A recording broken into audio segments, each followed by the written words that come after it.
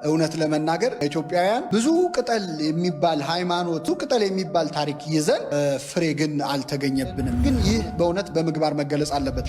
ይህ እግዚአብሔር አይጠይቀንም። ጥገቡ፣ ብሉ፣ ጠጡ ብትል የሚያስፈልጉጋቸውን ባትሰጣቸው ይጠቅማቸዋል። እዚህም ነው ዛሬ እንደውም ጾመ ድኅነት ብለን ረቡዕና ዓርብን እንጾማቸዋለን። ለምን? የጌታ ምክረ ሞቱ የተፈጸመው በዕለተ ረቡዕ ፍኖተ መስቀል የምንላቸዋል። በእነሱ አንድ ጊዜ ይጥሉታል፣ አንድ ጊዜ ደግሞ መስቀሉን ያሸክሙታል። እያደረጉ ይዘውት ወደ ቀራንዮ የገቡበት ሰዓት ነው። ያሳት ማለት ነው። በስመ አብ ወወልድ ወመንፈስ ቅዱስ አሐዱ አምላክ። በአብ በወልድ በመንፈስ ቅዱስ ስም በስም በግብር በአካል ሶስት በባህሪ በሕልውና አንድ አምላክ ብለን ረድኤተ እግዚአብሔርን አጋዥ ጥግ በማድረግ እኔም መናገር እናንተም መስማት እንዲሁም እኔ ማስተማር እናንተም መማራችንን እንቀጥላለን። አምላካችን እግዚአብሔር በመካከላችን ሆኖን ያስተምረን ዘንድ በመጀመሪያ ስሙን ማመስገን ይገባናል። የእግዚአብሔር ቤተሰቦች በያላችሁበት እንደምንሰነበታችሁ የእግዚአብሔር ሰላም ከኔም ከእናንተም ጋር ለዘላለም ጸንቶ ይኖር።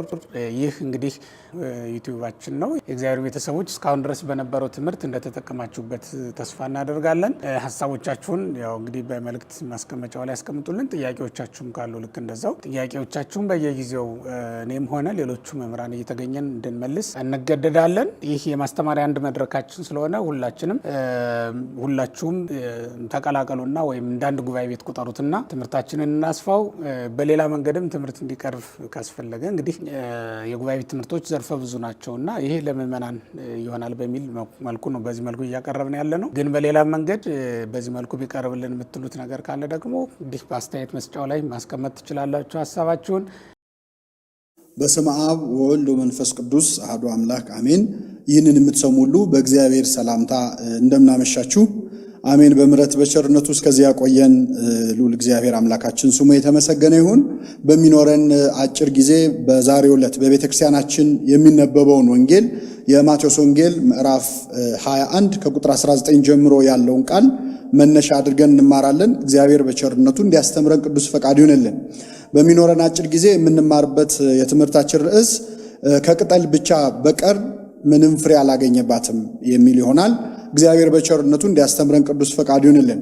እንግዲህ ሁላችሁም እንደምታውቁት ከዛሬ ጀምሮ በቤተክርስቲያናችን ሰሙነ ሕማማት ላይ ነው ያለነው። እርግጥ ነው ሕማማት ከመግባቱ አስቀድሞ ሀገራችንም ዓለማችንም በእውነት የሕማማት ሰሞን ላይ ነው ያለችው። ከሕማማት ሰሞን ከምናደርጋቸው ነገሮች ያልተናነሰ ጭንቀት፣ ያልተናነሰ ስቃይና ሕመም በዓለማችን በዚህ ሰዓት በብዙዎች ላይ እየሆነ ነው ያለው። ነፍስ ውጪ ነፍስ ግቢ እያሉ እየተጨነቁ ያሉ፣ በአልጋ ቁራኛ በደዌ ዳኛ ተይዘው ያሉ ብዙዎች አሉ። በእውነት በዚህ በሰሙነ ሕማማት የምናስታውሰው ክርስቶስ የጸለየው አባት ሆይ ብትወድስ ይህች ጽዋ ከኔ ትለፍ ብሎ የጸለየውን ጸሎት በአልጋቸው ሆነው በሕመም ላይ ሆነው እየጸለዩ ያሉ በጣም ብዙ ሰዎች ናቸው። ከሞት ለመዳን ለመትረፍ በጭንቀት ያሉበት ወቅት ነውና እግዚአብሔር በቸርነቱ ይህን ጊዜ እንዲያሳልፍልን ቅዱስ ፈቃድ ይሁንልን። ከሕማማት አስቀድሞ ሰላምታ የተከለከለበት ጊዜ ላይ ያለ ነው።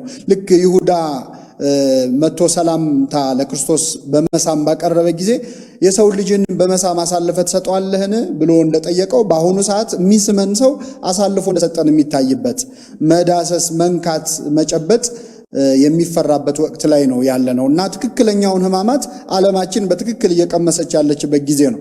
ፋሲካንም ከኛ ቀድሞ ያከበሩም አሁን ወደፊት እኛ እናከብራለን። የሐዋርያትን ዘመን ፋሲካ ነው እያከበሩ ያሉት። ታስታውሱ ከሆነ ሐዋርያት ክርስቶስ በተሰቀለበትና በተነሳበት በትክክለኛው የሕማማት ሳምንት ከቤታቸው በፍርሃት ተዘግተው ነበረ። ቢወጡ ለራሳቸውም ለቤተሰቦቻቸውም ሕይወታቸው አደጋ ላይ እንዳይወድቅ ብለው ፈርተው በር ዘግተው በፍርሃት ተጨንቀው ነበረ ስቅለቱንና ፋሲካውን ያከበሩት የመጀመሪያይቱን ክርስቶስ የተሰቀለባትን ጊዜ ማለት ነው። ያንን አሁን እየቀመስን ያለ ነው። በቤታችን ሆነን በፍርሃት ሆነን ሐዋርያት በጭንቀት በራቸውን ዘግተው በተቀመጡበት ታዲያ ቢያንኳኩ እንኳን እንደማይከፍቱለት ስላወቀ ቢያንኳኳ እንኳን ክርስቶስ ከተዘጋው ደጅ በአምላካዊ ኃይሉ ሳያስከፍት ገብቶ ሰላም ለእናንተ ይሁን ብሎ ሰላምን ሰጥቷቸዋልና በዚህ ዘመን በመላው ዓለም ተጨንቀው በራቸውን ዘግተው ላሉት ሁሉ ለሐዋርያት የሰጠውን ሰላም አምላካችን በቸርነቱ እንዲሰጥልን የእርሱ ቅዱስ ፈቃድ ይሁንልን። እንግዲህ በዛሬው ዕለት በቤተክርስቲያን የሚነበበው ወንጌል ክርስቶስ ከሆሳዕና ዝማሬ በኋላ ያደረገውን ድርጊት ነው የሚያሳየው። እንግዲህ አምላካችን በዚያች በሆሳዕና ዕለት ከተዘመረለት በኋላ ቀጥሎ ያደረገው በማቴዎስ ወንጌል ምዕራፍ 21 ከቁጥር 19 ጀምሮ ያለው በማለዳ ተራበ ይላል። በማለዳ ተራበ፣ ወደ አንዲት በለስ ሄደ። ከዚያች በለስ ፍሬም ፈለገ፣ ነገር ግን ፍሬ አላገኘባትም። ስለዚህ አዘነና ለዘላለሙ ፍሬ አይገኝብሽ ብሎ ረገማት። ደቀ መዛሙርቱም ይህንን ርግማን ተከትሎ ያቺ በለስ ስትደርቅ አይተው ተደነቁ ይላል። ክርስቶስ ግን የሰናፍጭ ቅንጣት ታህል እምነት ቢኖራችሁ ይህንን ተራራ ተነቅለ ወደዚህ ባህር ተወርወር ብትሉት እኮ ይሆናል፣ በዚህ መድረቅ ለምን ትደነቃላችሁ አላቸው ይላል። ስለ ቃሉ የአምላካችን ስም የተመሰገነ ይሁን። እንግዲህ አምላካችን ኢየሱስ ክርስቶስ በማለዳ ተራበ። በጠዋት መራብ እውነት ለመናገር ከክርስቶስ የቀደመ ታሪክ በወንጌል ከተጻፈው ጋር የሚሄድ አይደለም። በጠዋት የሚርበው አይደለም ክርስቶስ 40 ቀን 40 ሌሊት ያለማቋረጥ የጾመ የጸለየ ነው። በጠራራ ፀሐይ ሐዋርያቱ ምግብ ሲያቀርቡለት የላከኝን አደርግ ዘንድ ነው የኔ ምግቤ መጠጤ የሚል ነው። አሁን ግን በዚህ በወንጌል ክፍል ላይ ክርስቶስ በማለዳ ተራበ ይላል። በጠዋት መራብ እንኳን ለክርስቶስ ለኛም በእውነት ያን ያህል አይደለም። እንጾማለን። እንደውም መጽሐፍ ቅዱስ በማለዳ መራብን መብላትን ይነቅፋል። ምንድነው የሚለው? መኳንንት ንጉሥሽ ሕፃን ለሆነ መኳንንቶችሽ ማልደው ለሚበሉ አንቺ አገር ወይ ወዮልሽ ይላል። ነገስታት፣ ባለስልጣናት፣ መኳንንቶች እንኳን በጠዋት ተነስተው ቢበሉ ለአገር ጥሩ አይደለም ይላል መጽሐፍ ቅዱስ። ምክንያቱም እየጾሙ እየጸለዩ ነው አገር መምራት ያለባቸው። ህዝቡን ጾሙ ጸልዩ ብለው እነሱ እየበሉ እየጠጡ አገር የሚመሩ ከሆነ የሚጾምን ህዝብ እየበላህ ልትመራ አትችልም። ሲጸልይ የሚያድርን ህዝብ አንተ ተኝተህ ልትመራ አትችልም። ሱባኤ ያዙ ማለት ብቻ ሳይሆን ባለስልጣኑም መኳንንቱም ሁሉ በጸሎት መትጋት አለበት እና መጽሐፍ ቅዱስ ይህንን ነው የሚለው። ክርስቶስ ግን በጠዋት ተራበ ይላል። በማለዳ ራበው። እንግዲህ መጽሐፍ ቅዱስ ላይ ክርስቶስ ተራበ ሲባል ምግብ አይደለም፣ ተጠማ ሲባል ውሃ አይደለም። ይህን በደንብ ማወቅ አለብን። እሱ የሚርበው የሚጠማው የኛ መመለስ ነው፣ የኛ ንስሐ ነው፣ የኛ እንባ ነው። ሙሴ ጠየቀው እኮ ምንተ ትበል ወምንተ ትሰቲ፣ ምን ትበላለህ ምን ትጠጣለህ አለው። ኃጢአተኛ ሲጸጸት እንባውን ጠጣለሁ አለው ነው የሚለው። የእግዚአብሔር ምግቡ መጠጡ የኛ መመለስ ነው። የራበው ሰው ለምግብ የጠማው ሰው ለመጠጥ እንደሚቸኩል ክርስቶስ ይቅር ለማለት ይቸኩላል ይላል አባታችን አባ ጊዮርጊስ ዘጋስጫ። ስለዚህ ተራበ የተባለው በመጽሐፍ ቅዱስ ክርስቶስ ምግብ ብቻ አይደለም። መስቀል ላይ ተጠማው ብሏል ክርስቶስ። ግን የተጠማው ውሃ አልነበረም። ውሃም ቢጠማ አልሰጡትም። በእውነት መራራ ነገር ነው ያቀረቡለት። ክርስቶስ ታዲያ ተጠማው ላለው ጥሙ የረካው በምንድን ነው ካላችሁ፣ በስተግራው ያለው ወንበዴ በመንግስት አስበኝ ይቅር በለኝ ሲለው የዚያ ወንበዴ መመለስ ለሱ ጥሙን የሚያረካ መጠጡ ነበር። ልብስም ክርስቶስ ተራቆተ ቢባል እኛ ነን። አልባሲሁ ስለ ክርስቶስ መሃይምናን ሙንቱ ይላል። እኛ ነን የሱ ልብሶቹ እና ክርስቶስ ተራበ ተጠማ ሲባል እንደሌላው ረሃብ ጥም አይደለም። በዚህች ቀን በማለዳ ተራበ። ስለዚህ ወደ በለሷ ቀረበና ፍሬ ፈለገባት፣ አላገኘባትም። ስለዚህ ረገማት ይላል። የማርቆስ ወንጌልን ብታነቡ ፍሬ ያላፈራችው ወቅቷ ስላልሆነ ነው ይላል። ታዲያ ያለ ወቅቱ እንዲያፈራ መጠበቁ ለምንድን ነው? ያለ ጊዜዋ ልታፈራ ትችልም ይቺ በለስ። ክርስቶስ እየተናገረም እየተራገመም ያለው ያችን ቅጠል ያችን በለስ ብቻ አይደለም፣ ቤተ እስራኤልን ነበረ። እስራኤላውያን ብዙ ፍሬ ተጠብቆባቸው ነበር፣ ግን ከቅጠል ብቻ በቀር ምንም አልተገኘባቸውም ይላል። እንግዲህ ቅጠል የተባለ እስራኤል መባል ነው። እስራኤል መባል ቤተ እስራኤል መባል ትልቅ ክብር ነው። እንደውም የእስክንድሪያው ፈላስፋ ፊሎ የተባለ ምን ይላል? እስራኤልን ማሞገስ ከፈለግ እስራኤል ብለህ መጥራት ራሱ ማሞገስ ነው፣ ምስጋና። ምክንያቱም እስራኤል ማለት ቻይ፣ ነጻሪ፣ ህዝበ እግዚአብሔር፣ የእግዚአብሔር ህዝብ፣ ተመልካች፣ ሁሉን ቻይ ማለት ነው። ይህንን የክብር ስም ሰጥቷቸው ሳለ ስም ኖሯቸው ቅጠል ብቻ ሆነው ግን ፍሬ ሃይማኖት ፍሬ ምግባር አልተገኘባቸውም ይላል። እንግዲህ አምላካችን ኢየሱስ ክርስቶስ ለእስራኤላውያን ያቀረበው ወቀሳ ቅጠል ብቻ የተገኘባቸውና ፍሬ የሌላቸው መሆናቸው ነው። እውነት ለመናገር ለእስራኤል የቀረበው ወቀሳ ለእኛ ለኢትዮጵያም በትክክል ይሰራል። ልክ እስራኤልን ለማመስገን እስራኤል ብለህ መጥራት በቂ ነው እንደሚባለው ኢትዮጵያንም ለማመስገን ለሚፈልግ ሰው ኢትዮጵያ ከሚለው ስም በላይ ምንም ነገር የለም። ምክንያቱም ኢትዮጵያ የሚለው ስም ውስጥ ራሱ ብዙ ታሪክ አለ፣ ሃይማኖት አለ፣ ጀግንነት አለ፣ ባህል አለ፣ ስነ ምግባር አለ። በዛ እንግዲህ በከበረ ደረጃ ብዙ ነገር የተሰጠን ሆነን ሳለ ነገር ግን ልክ እንደ እስራኤላውያን ቅጠል እንጂ ፍሬ ያልተገኘብን የሚያሰኝ ዘመን ላይ ያለ ነው። ምክንያቱም መጽሐፍ ቅዱስ ላይ ብዙ ኢትዮጵያ ብዙ ቦታ ተሰጥቷታል። ከየትም ዓለም የትኛውንም ዓለም የሚያስቀና የታሪክ እና የሃይማኖት ቅድሚያ አለን። ይህንን 24 ሰዓት እንናገረዋለን። ነገር ግን ያመንን የማያስመስለን እርስ በርስ መጋጨት፣ ያመንን የማያስመስለን መጨካከል፣ ያመንን የማያስመስለን ብዙ ክፉ ነገር በእኛ ላይ ታይቷል። ይህ ቅጠል ብቻ ናቸው ያሰኛል። እርግጥ ነው መጽሐፍ ቅዱስ ላይ ኢትዮጵያ ከ40 ጊዜ በላይ ስሟ የተጠቀሰች ሀገር ናት። ያውም በአብዛኛው በበጎ እንጂ በክፉ ነገር ስሟ ተነስቶ አያውቅም። ነገር ግን እኛ መጽሐፍ ቅዱስ ላይ 40 ጊዜ ተጽፈናል እንጂ መጽሐፍ ቅዱሱ እኛ ላይ ተጽፎ አይታይም። ሕይወታችን ላይ ምግባራችን ላይ ማለት ነው። ለኢትዮጵያ ሰዎች ምግባቸውን ሰጣቸው ይላል። ትክክል ነው። ኢትዮጵያ ምግብ አላት። ምግብ ዜማ ነው። ምግብ ሃይማኖት ነው። ምግብ ምግባር ነው። በጣም ብዙ መንፈሳዊ ሴቶች አሉን። ነገር ግን ኢትዮጵያ እግዚአብሔር የሰጣትን ምግብ እኛ ልጆቿ አላስበላ ብለናት እርስ በርስ የምንጋጭበት የምንጣላበት። ኢትዮጵያ እጆቿን ወደ እግዚአብሔር ትዘረጋለች ይላል። ትክክል ነው።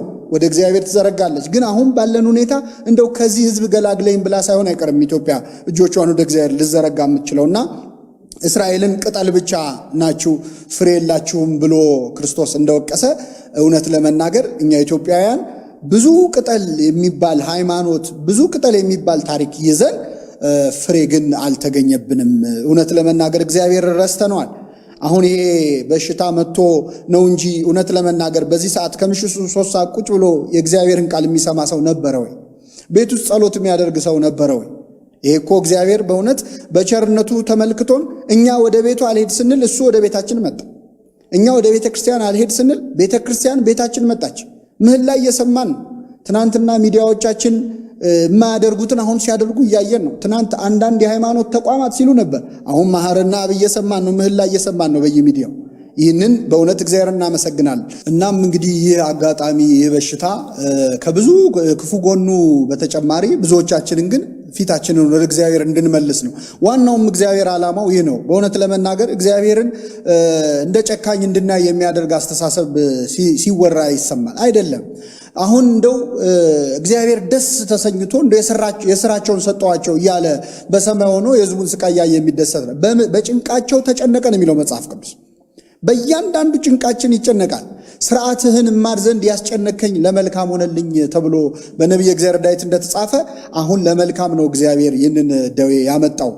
ብንችል ልባችንን ወደ እግዚአብሔር እንድንመልስ፣ ከተጣላ ነው እንድንታረቅ፣ ፍሬ ያልተገኘብን መሆናችንን አስታውሰን በእውነት ቅጠል ብቻ መሆናችንን ተረድተን ወደ እግዚአብሔር የምንመለስበት ነው።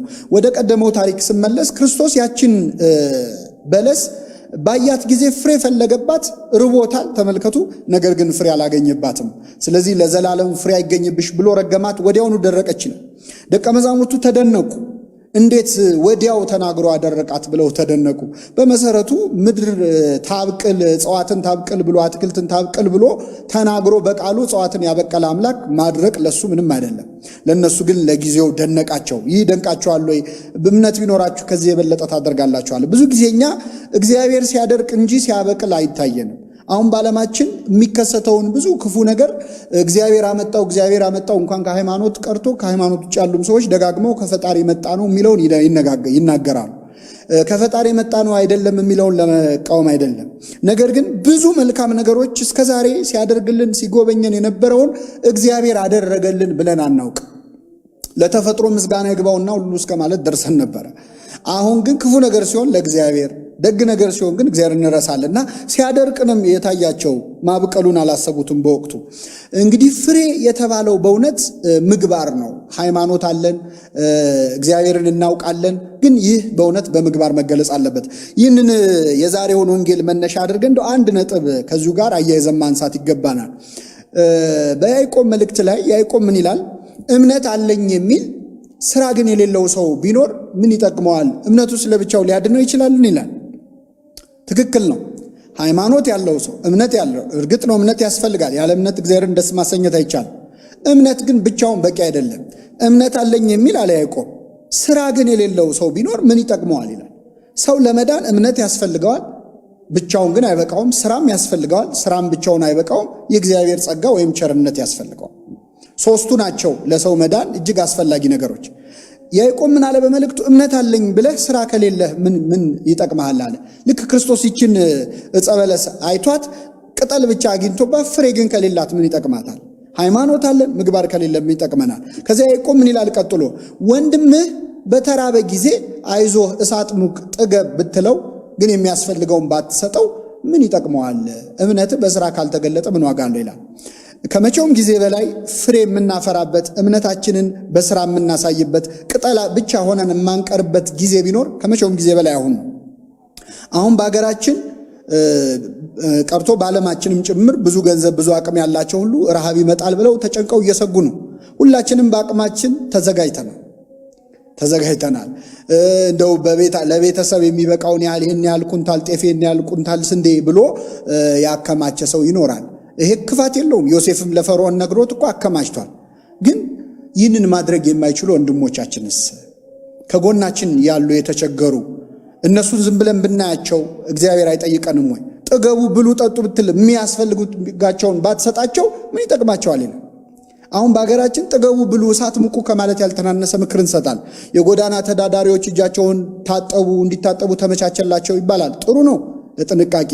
ግን እነዚህ የጎዳና ልጆች እኮ ገላቸውንም ታጥበው አያውቁም፣ እንኳን እጃቸውን ማለት ነው። የሚበላው ለሌለው ሰው ቤቱ ተቀመጥ ብትለው ምን ይጠቅመዋል?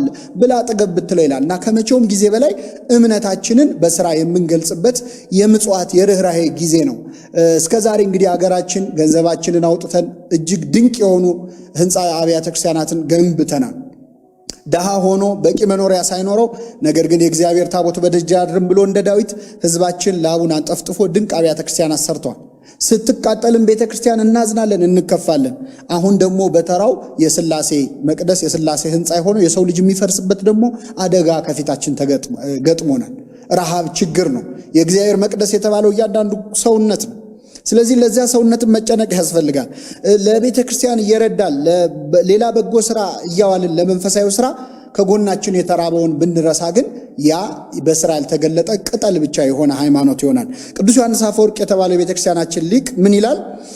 ወደ ቤተ መቅደስ ገብተህ ለመጸለይ ስትሄድ ድሃውን ረግጠኸው ገብተህ መቅደስ ውስጥ ብትጸልይ ክርስቶስን አታገኘውም ይላል።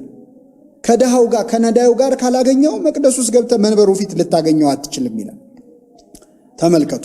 ስለዚህ ይህንን ያህል ነው ቦታ የሚሰጠው። አንተ ገብተህ ይላል ሌላው ቅዱስ ደግሞ ቤተ መቅደስ ውስጥ ገብተህ መቅደሱን ጧፍ በጧፍ ብታረገው፣ ሻማ በሻማ ብታረገው የድሃውን በአንተ ያበራውን ሻማ ያጠፋዋል ይላል። ስለዚህ ምጽዋት ትልቅ ዋጋ የሚሰጠው ነው። የራሳችንን ተዘጋጅተናል ሁላችንም አቅማችን የፈቀደውን።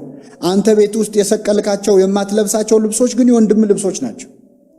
ይህ ቅጠል ብቻ ከመሆን አልፈን ምግባር የምንሰራበት ጊዜ ነው። ከመቼውም ጊዜ በላይ ወገኖቻችንን የሚራቡትን የምናስበት። ምናልባት ይህንን ስል አሁን እኔ በምን አቅሜ ነው? የሀገራችን ሕዝብ ብዙ ነው። ይህንን ሁሉ ሕዝብ የተራበውን ለማጥገብ እንኳን በሕዝብ በግለሰብ ደረጃ በመንግስት ደረጃ እንዴት ይቻላል ልትሉ ትችላላችሁ። ትክክል ነው። ሐዋርያት ይህንን ብለው ነበር። በአንድ ወቅት ክርስቶስ በጣም በብዙ ሺህ የሚቆጠር ሕዝብ ባለበት ሕዝቡ ተርቦ አየ ይላል። ይህን ጊዜ ህዝቡ በተራበ ሰዓት መጡና ደቀ መዛሙርቱ ጌታ ሆይ ምግብ እንዲገዙ አሰናብታቸው ህዝቡን አሉት። ክርስቶስ ግን እናንተ የሚበሉትን ስጧቸዋል እንጂ ሊሄዱ አያስፈልግም አለ። እንዴ ለዚህ ሁሉ ሺህ ህዝብ እንዴት ነው የምንሰጠው ብለው ደቀ መዛሙርቱ ተደናገጡ። ክርስቶስ ግን ያላችሁን አምጡ አለ። 5 እንጀራና 2 ዓሣ ነበር። በዚያ ላይ ቀና ብሎ ወደ ሰማይ ተመለከተ፣ ባረከው። ያ ሁሉ ሺህ ህዝብ በልቶ 12 መሶብ ተረፈ ይላል። እርግጥ ነው የጎዳናውን ሁሉ በጎዳና የወደቁትን ነዳያን ሁሉ ልንረዳ አቅም የለንም። ግን ቤታችን 5 እንጀራና 2 ዓሣ እናጣ። እያንዳንዳችን የሆነ የሚተርፈን ትንሽ ነገር ይኖራል። ያንን ብናጠራቅመው ብዙ ሺህ ህዝብ ሊመግብ ይችላል። አንተ ያለህን አስተዋጽኦ ካደረክ ያለህን ከመጸወትክ ያ የእግዚአብሔር በረከት ይኖርበታል። 12 መሶብ ተረፈ ማለት ለሌላው በመርዳትህ የሚጎልብህ ምንም ነገር የለም፣ ይጨምርልሃል እንጂ አይቀንስብህም እግዚአብሔር ማለት ነው። እና ከመቼውም ጊዜ በላይ ይህ ጊዜ ለሀገራችንም ለዓለማችንም አስጨናቂ ነው። እርስ በርስ የምንተዛዘንበት ቤተሰባችንን ብቻ ሳይሆን ሀገራችንን ሌላውን ወገናችንን የምናስብበት ነው። ቤተክርስቲያን ይህን ስታደርግ ነው የኖረችው። እነ ቅዱስ ባስልዮስ ህሙማንን ሲያስታምሙ የሆስፒታል ጽንሰ ሐሳብ እኮ የእነ ቅዱስ ባስልዮስ ነበር። ውዳሴ ማርያም የሚባለውን ጸሎት የደረሰው አባታችን ቅዱስ ኤፍሬም የመጨረሻውን 10 ዓመት ዕድሜውን በኤዴሳ በምትባል አገር በተከሰተ ወረርሽኝ ነው ህይወቱ ያለፈው፣ ሲያስታምም ማለት ነው። አባቶቻችን ይህንን ያሳዩ። ቅዱስ ቆጵሮስ ሳይፕሪያን ፕሌግ የሚባለው የቆጵሮስ ወረርሽኝ የሚባለው አባቶቻችን አስታማሚዎች ሆነው ነው ያሳለፉትና እስከዛሬ እንደ ቅጠል ተንዠርግጎ የምናየው ሃይማኖታችንን፣ እንደ ቅጠል ተንዠርግጎ የሚታየው ኢትዮጵያዊነታችንን፣ ባህላችንን፣ መተዛዘናችንን አሁን ፍሬ የሚፈለግበት ጊዜ ላይ ነን። እንደዛ ካላደረግን ግን ክርስቶስ ያዝናል። ረገማት ነው የሚለው ይችን በለስ ደረቀች ይላል። ወትከውን ቅርብተ ለመርገም ወደ ሐሪት አሰላ አንድዶ ይላል። ለመረገም ትቀርባለች፣ ፍጻሜዋ መቃጠል ነው። ስለዚህ ይህ ጊዜ እስከዛሬ የሰማነውን ወንጌል እስከዛሬ የነበረንን ታሪክ የምናስመሰክርበት። ኢትዮጵያ አዛኝ ነው። እንኳን ለራበው ሰው እኮ ላራበውም ሰው አንተ ስትበላ ዝም ብላ አትበላም፣ እንብላ ትላል። አንተ ለቤት ምግብ አዘጋጅተህ ቤተሰብን እየመገብክ ከጎን የተራበ ካለ ግን ምግብ ሆኖ አይዋሃድህም። እና ከመቼውም ጊዜ በላይ የምንተዛዘንበት ቅጠል የተባለ ታሪካችንን፣ ኢትዮጵያዊነታችንን፣ ሃይማኖታችንን በምግባር የምንገልጽበት ጊዜ ነው። የመጨረሻውም ሰሙነ ሕማማት ነው። ክርስቶስን ገንዘውነ ዮሴፍና ኒቆዲሞስ የቀበሩበት ጊዜ ነው። አሁን እናስባለን። ገነዙት፣ ቀበሩት እያልን በዜማ እናመሰግናቸዋለን። ክርስቶስን ብታገኘው አንተ አትቀብረውም ወይ? ይህ ጥያቄ ብንጠይቅ ሁላችንም አዎ ጌታዬን ገንዘዋለሁ እንላለን፣ እንቀብረዋለን። በዚህ በሽታ በዚህ ሕመም የሚሰቃዩ የሚታመሙ የሚሞቱትን ብትገንዝ ብትቀብር፣ በየሆስፒታሉ በሕክምና ያላችሁ ሰዎች የምትደክሙት ድካም ክርስቶስን ብታገኙ የምታደርጉትን ነው እያደረጋችሁ ያላችሁት። ከነዚህ ከወንድሞቻችሁ ለአንዱ ካረጋችሁት ለእኔ ያደርጋችሁታል ብሎ ክርስቶስ አመስግኗልና በእውነት ቅጠል የተባለ ማንነታችንን እምነታችንን በምግባር የምንገልጽበት ወቅት ያድርግልን። የሰማነውን በልቡናችን ጽላት ይጻፍልን።